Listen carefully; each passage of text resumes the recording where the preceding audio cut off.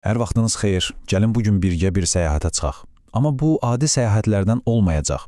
Ayvanın İlahi Sevginin Sirləri kitabını bələdçi seçərək qəlbimizin dərinliklərinə doğru yola düşürük. Bu dəfə gəlin məntiqi biraz kənara qoyaq, çünki bu səyahət ağılla yox, daha çox ürəklə bağlıdır. Baxın, elə kitabın bu ilk cümləsi əslində bütün yanaşmanı dəyişir.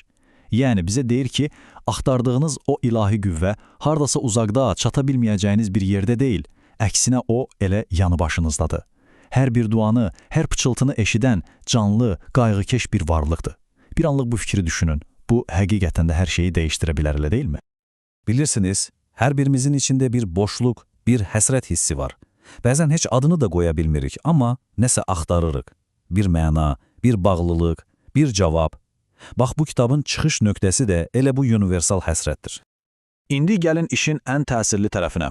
Müəllif deyir ki, bu kitab əslində onun planı deyildi. O hiss edirdi ki, bu sözlər dünyanın hansısa bir küncündə tanımadığı bir insanın səmimi duasına cavab olaraq gəlir. Düşünün bir.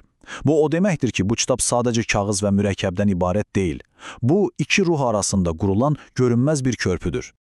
Yaxşı, bu çağrışı eşitdik, bəs bu yolda bizi kim qarşılayacaq? Qəzəbli, cəzalandıran bir hakim, yoxsa bizi anlayan şəfqətli bir bələdçi? Kitabın bizə verdiyi cavab çox aydındır. Yolumuzu qorxu deyil, sonsuz bir mərhəmət aydınladacaq. Ədalət və mərhəmət. Gəlin fərqinə baxaq. Ədalət bilirsiniz bir növ riyaziyyat kimidir. Nə etmisənsə qarşılığını alırsan, birə-bir. Amma mərhəmət, o bütün qaydaları pozur. Mərhəmət deyir ki, sənin etdiyin səhvə yox, içindəki peşmançılığa baxıram. Sən bir yaxşılıq edəndə mən onu 10 qat, 100 qat artırıram. Bu artıq hesablama deyil. Bu tamamilə başqa bir şeydir. Bu sevgidir. Yaxşı, bəs belə bir mərhəmətə tam güvənmək, təslim olmaq nə deməkdir? Bunu izah etmək üçün çox gözəl bir hekayə var. Deməli, bir samuray arvadı ilə dənizdə qayıqla gedir. Birdən dəhşətli bir fırtına başlayır. Qayıq az qalır aşsın. Qadın qorxudan tir-tir əsir. Amma görür ki, samuray heç tərpənmir, tam sakitdir. Qadın dözmür, qışqırır ki, sən dəli olmusan? Biz batırıq. Samuray heç nə demir. Qılıncını çıxarıb arvadının boğazına dirəyir. Və qadın birdən gülməyə başlayır. Çox qəribədir, elə deyilmi? Niyə gülür görəsən? Samuray təəccüblə soruşub, boğazında qılınc var, niyə qorxmursan? Qadın cavab verir, çünki o qılınc sənin əlindədir və mən bilirəm ki, sən məni sevirsən, mənə heç vaxt zərər verməzsən. Bax, o an samuray gülümsüyür və deyir, elə mən də buna görə qorxmuram, çünki bu fırtınada məni sevənin əlindədir, o mənə zərər verərmi? Görürsünüz, tam güvən, yəni təvəkkül məhz budur. Yaxşı, əgər belə mərhəmət varsa, niyə həyatımızda bu qədər çətinlik var? Niyə hər şey asan deyil? Kitabda bu iki anlayışla izah olunur. Camal və Cəlal. Camal, Allahın gözəllik, lütf, asanlıq tərəfidir. Həyatımızdakı o xoş anlar, sevinç. Cəlal isə onun əzəmət, güc, bəzən də sınaqlarla dolu üzüdür. Amma bu ikisi bir-birinin ziddi deyil, əksinə bir-birini tamamlayır. Gözümüzün görməsi üçün həm işıq, həm də qaranlıq lazımdır. Hər ikisinə ehtiyac var. Çətinliklər, yəni cəlal təzahürləri, əslində bizi böyüməyə, güclənməyə məcbur edir. Deməli, anladıq ki, çətinliklər əslində düşmən deyil. Bəs onda bizim əsl maniyəmiz nədir? Xarici hadisələr, başqa insanlar? Yox. Kitab deyir ki, ən böyük maniyə elə öz içimizdədir. Bizim unutqanlığımız.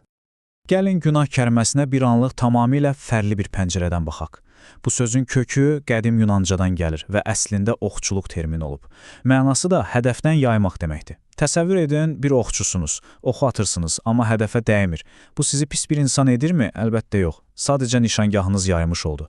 Günah da məhz budur. Öz əsli mahiyyətimizdən, o daxilimizdəki ilahi parçadan bir anlıq yaymaq, onu unutmaqdır. Və bu o qədər güclü bir fikirdir ki, düşünün, samanı qapqara buludlar bürüyüb. Biz günəşi görmürük. Amma bu o deməkdirmi ki, günəş yoxdur? Xeyr, günəş həmişəki yerindədir. Sadəcə buludlar ona pərdə çəkib. Bax, bizim səhvlərimiz, günahlarımız da o buludlar kimidir. Onlar bizim içimizdəki o ilkin, təmiz işığı, fitrətimizi müvəqqəti olaraq örtə bilər. Amma o işığı heç vaxt, heç bir zaman söndürə bilməz. O işıq həmişə oradadır. Bu unutqanlığımızı, yəni cavabları səhv yerdə axtarmağımızı Molla Nəsrəddinin lətifəsi qədər gözəl heç nə izah edə bilməz. Yəqin ki, çoxunuz eşitmisiniz. Bir axşam cəmaət görür ki, Molla küçə fənərinin düz altında əyilib yerdə nəsə axtarır. Qonşulardan biri yaxınlaşır, kömək etmək istəyir, soruşur ki, "Amallah, nə axtarırsan?" Molla deyir ki, Evimin açarını itirmişəm. Qonşu da çox normal məntiqli bir sual verir. Elə burada itirmisən? Mollanın cavabı isə əsli Molla Nəsrəddin cavabıdır. Yox, açarı qapqaranlıq evimin içində itirmişəm. Amma axtarmaq üçün burada işıq daha yaxşıdır. Hər kəs gülür əlbəttə. Absurd səslənir. Amma bir saniyə dayanıb düşünsək, bu cavab əslində hamımızın hekayəsidir.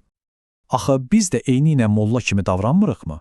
İçimizdə, qəlbimizin o qaranlıq dərinliklərində itirdiyimiz hüzuru, sevgini, öz dəyərimizi gedib çöldə, işıqlı yollarda axtarırıq. Karyerada, pulda, sosial mediada, başqalarının bəyənməsində. Amma açır harda itib? Evdə. Deməli, cavab da elə oradadır. Öz içimizdə. Deməli, anladıq ki, açarı öz içimizdə axtarmalıyıq. Amma o içəriyə baxmaq heç də həmişə asan olmur. Çünki orada çətinliklər, mübarizələr var. Yaxşı xəbər isə budur. O mübarizələr bizi məhv etmək üçün deyil, tam əksinə, bizi yenidən yaratmaq üçündür. Bu fikri ən yaxşı kəpənək məsələ izah edir. Bir oğlan görür ki, kəpənək baramadan çıxmağa çalışır. Çox əziyyət çəkir, ürəyi dözmür. Qayçı ilə baramanı kəsib ona kömək edir. Kəpənək asanlıqla çıxır, amma qanadları büzüşmüş və zəifdir, uça bilmir. Çünki o mübarizə, o çətinlik əslində qanadlarına güc verən proses idi. Oğlan yaxşı niyyətlə onu bu prosesdən məhrum etdi. Bizim həyatımızdakı mübarizələr də eynilə o baramadan çıxma prosesi kimidir. Onlar bizim mənəvi qanadlarımızı gücləndirir. Mövlana Ruminin dediyi kimi, əgər hər sürtünmədən qızıqlansan, güzgün necə cilalanacaq? Nə qədər gözəl ifadə edilib, deyilmi? Həyatdakı o çətinliklər, o sürtünmələr əslində qəlbimizdəki güzgünü təmizləyir, onu daha parlaq edir. Yaponiyada kintsukuroi deyilən bir sənət növü var. Onlar sınmış saxsı qabları atmırlar. Əksinə, o sınıq yerləri qızıl tozu ilə birləşdirirlər. Nəticədə o qab əvvəlkindən də daha gözəl, daha dəyərli olur. Çünki artıq onun bir hekayəsi, bir keçmişi var. Bizim də qəlbimizdəki qırıqlar, yaralar məhz belədir. Onlar gizlədiləsi eyblər deyil. Onlar bizim hekayəmizdir. Bizi biz edən qızılcızıqlardır. Beləliklə, bütün bu yollardan keçdikdən sonra səyahətimizin son mərhələsinə gəlib çatırıq. Bütün bu axtarışlar, suallar, çətinliklər, hamısı bizi tək bir ünvana yönəldirmiş. Evə. Amma bu, divarları olan bir ev deyil. Bu, elə öz qəlbimizdir. Kəbənin özü əslində insan qəlbinin bir simvoludur. Müsəlmanların namazda ona tərəf dönməsi fiziki bir istiqamətdən daha çox hamımızın eyni mərkəzə, yəni qəlbimizə, o ilahi nöqtəyə yönəlməyimizi xatırladır. Çünki o mərkəzi tapanda artıq şərq və ya qərb əhəmiyyətini itirir. Hər yer o olur. Çox dərin bir söz var. Deyirlər ki, bir insanın həyatı boyu qət edəcəyi ən uzun yol başı ilə ürəyi arasındakı o 40-50 santimetrlik məsafədir. Ağılla nələrsə anlamaq, bilmək asandır. Amma əsl məsələ o bildiklərimizi qəlbimizə endirib onu yaşamaqdır, onu hiss etməkdir. Məqsəd sadəcə bilmək deyil, o bildiyin şeyin özü olmaqdır. Və sonda gəlib yenə eyni nöqtəyə çıxırıq. Axtardığımız bütün cavablar əslində sualların doğulduğu yerdədir. Elə öz qəlbimizdə. Bəs siz öz daxilinizə bu səyahəti etməyə, o dərinliyə baş vurmağa hazırsınızmı? O cəsarətiniz varmı?